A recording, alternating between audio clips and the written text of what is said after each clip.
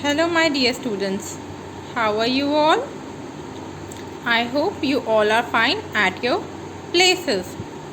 So, students, today we are going to study social studies. So, children, what is social study? Students, social study is the study of man and his environment. Okay, students? Okay. So now let's start our chapter number 1 in social studies. Okay, so students, today we are going to learn about our first lesson, history and its sources. But before starting this chapter, I want to ask this question, that what is history? So here I am going to give you the answer. So children, history is the study of past events, particularly in human affairs. Okay, students? And students, do you know who is the father of history? So children, Herodotus is called the father of history. And he was the first historian to collect and systematically documents events and create an account. Okay, so what is the meaning of historians, students? Historian means people who study history are called historians. Okay, students, so our next topic is relevance of history. So in this topic, we will learn why do we study history or why do we study our past. So the first reason is we study the past to learn how our forefathers lived.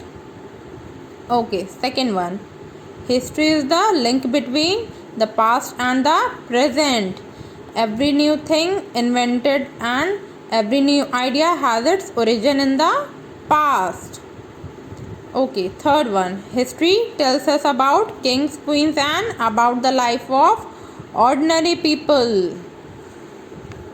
We learn about the achievements of great men, how they changed people's life and influenced not only them but future generation also.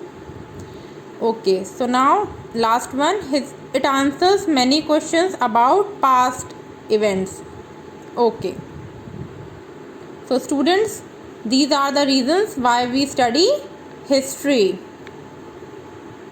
So students, our next topic is division of history. Indian history is divided into 3 periods, namely ancient, medieval and modern periods.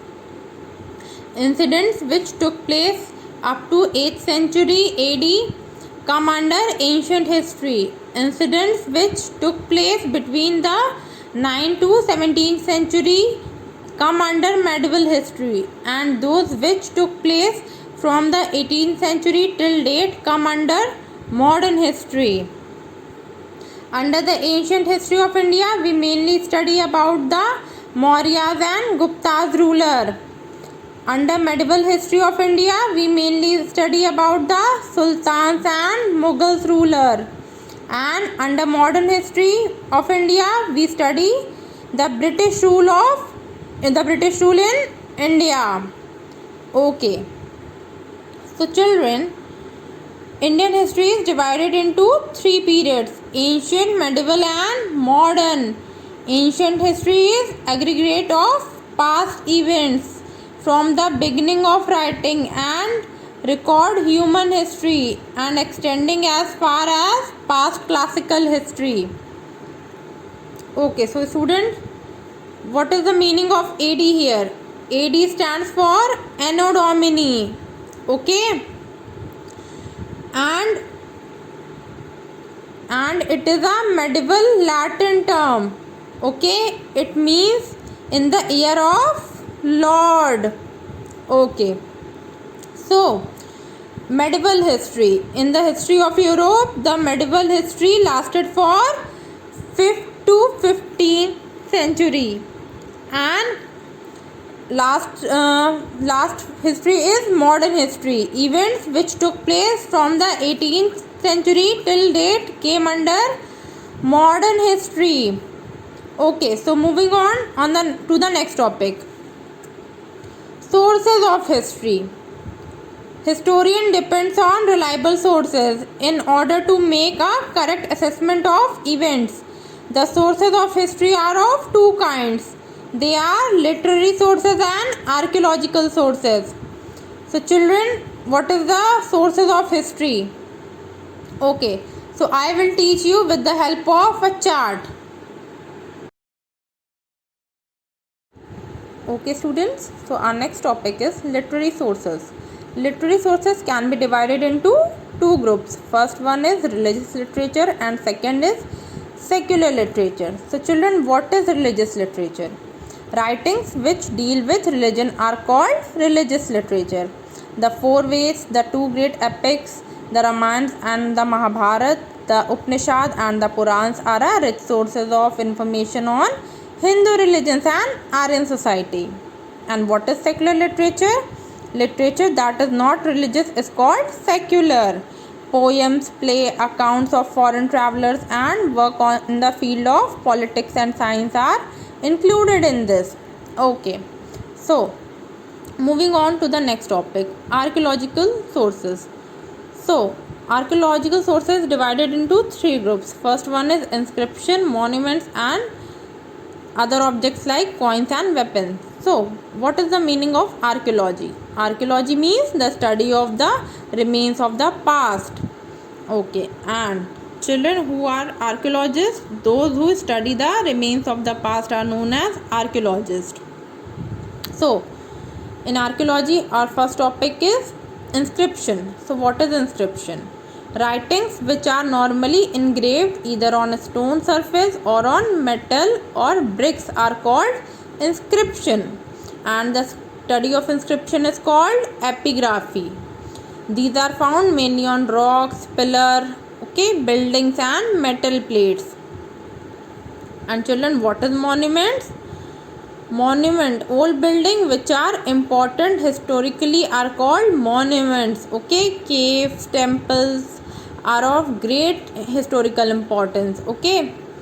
As an example, you can take Taj Mahal, Qutub Minar. These are old monuments. And our third one is other objects like coins and weapons. So the coins are very useful source of history.